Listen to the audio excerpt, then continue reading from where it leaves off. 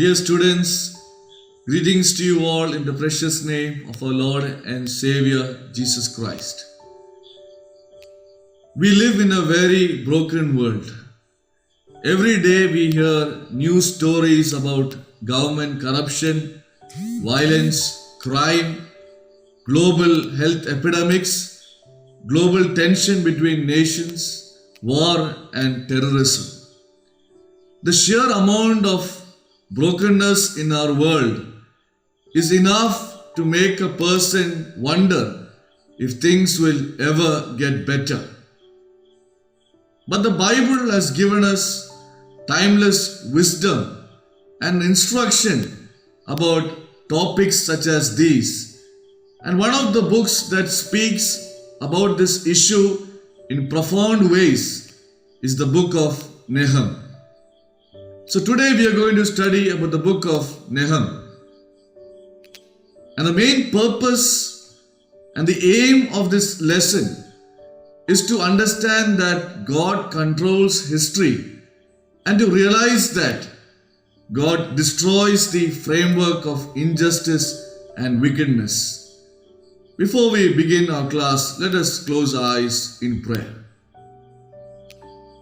Our loving Heavenly Father, we thank you for your steadfast love and compassion.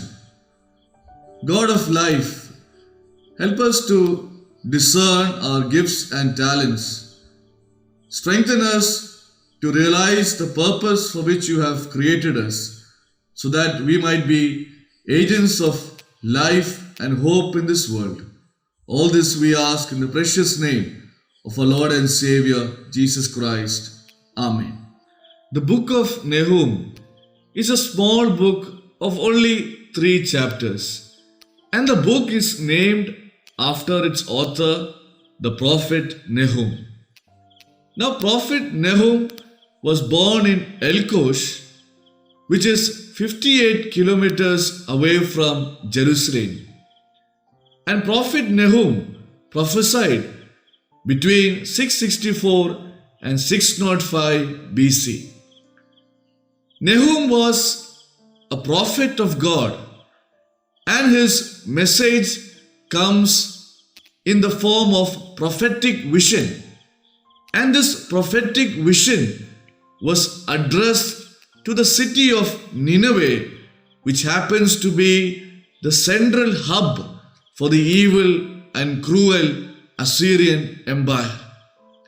My dear students, I hope you all remember Jonah's message to the people of Nineveh.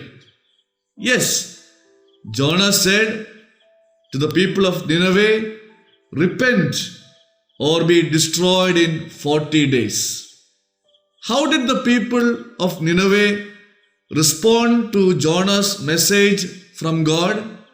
Yes, I hope you all remember. The people of Nineveh humbled themselves, repented, and God did not destroy them. God had forgiven the people of Nineveh. But unfortunately, the people of Nineveh returned to their sinful ways. They went back to their old ways, resorting to violence and cruelty upon the people of God. This is the context in which prophet Nahum spoke about the doom of Nineveh and about the sovereignty of God Almighty. The Assyrians were enemies of God's nation Israel, and the Assyrians practiced some of the most wicked and violent methods of war. In chapter 2, we read the various adversities that the people of Israel suffered at the hands of the Ninevites. Attackers are attacking them, their vines are destroyed, their soldiers have inflicted great wounds, bloodshed, murder, and the streets are full of chariots. The river gates break and even the palace collapse. My dear students, The prophet Nahum's name means comfort, but his message to the people of Nineveh was not at all comforting. There was very bad news for the people of Nineveh who chose to sin even after experiencing God's love, compassion, and forgiveness. Prophet Nahum spoke to the people of Nineveh and said that God was going to punish them and destroy them for their evil and wicked ways. Here, as the prophet Nahum is giving a message of punishment, God also gives a message of comfort to those who trust in God. Let us read Nahum chapter 1, verses 7 and 8. The Lord is good, a stronghold in the day of trouble. He knows those who take refuge in Him.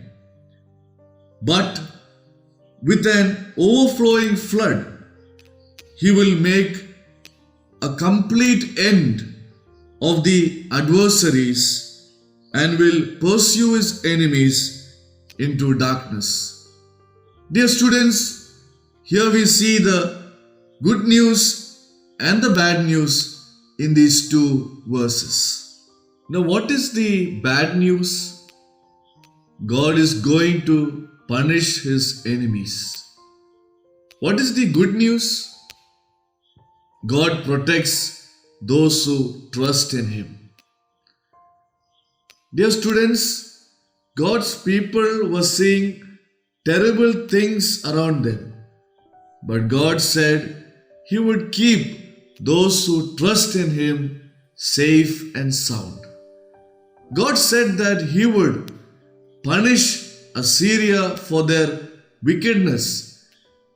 And even though it did not happen right away, God did everything that He said He would do. Assyria was destroyed. Dear students, here we see two contradicting characters of God. What are those two characters? God will punish those who do evil to others, and God will uplift the poor and those who are exploited. Here, the book of Nahum serves as an example both then and now to encourage us that God will not take evil and injustice lightly. While we mourn and feel the burden of living in a broken world, God will not remain silent.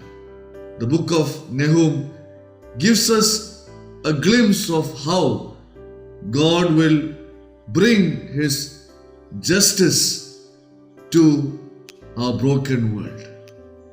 My dear students, in the book of Nahum, God is presented as a God who will punish evil but will protect those who trust in Him. God who is slow to anger and always forgiving. However, God's forgiveness and God's patience should not be tested or taken for granted. God will deliver and restore His people, and God will punish the enemies and the oppressors. Here, God is committed to justice, and He will not allow any arrogant and evil nation to endure forever. My dear students, before we conclude, let us learn today's memory verse. Today's memory verse is taken from the book of Nahum, chapter 1, verse 7. Book of Nahum, chapter 1, verse 7. The Lord is good, a stronghold in the day of trouble.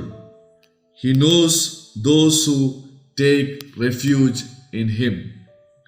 The Lord is good, a stronghold in the day of trouble. He knows those who take refuge in Him. Always remember, dear students, justice is truth in action, and justice delayed is injustice. God punishes the wicked and defeats evil, but God is also good and cares for the innocent, and God will provide a refuge on the day of distress for anyone who humbles himself before God Almighty. Let us work for justice, and let us humble ourselves before God Almighty. Let us close our eyes in prayer. Our loving Heavenly Father, help us to empathize with the vulnerable and give us the strength and courage to raise our voice against the oppressors and against injustice in this world.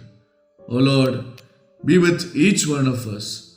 Protect us, lead us and guide us in the right direction. All this we ask in the precious name of our Lord and Savior, Jesus Christ. Amen.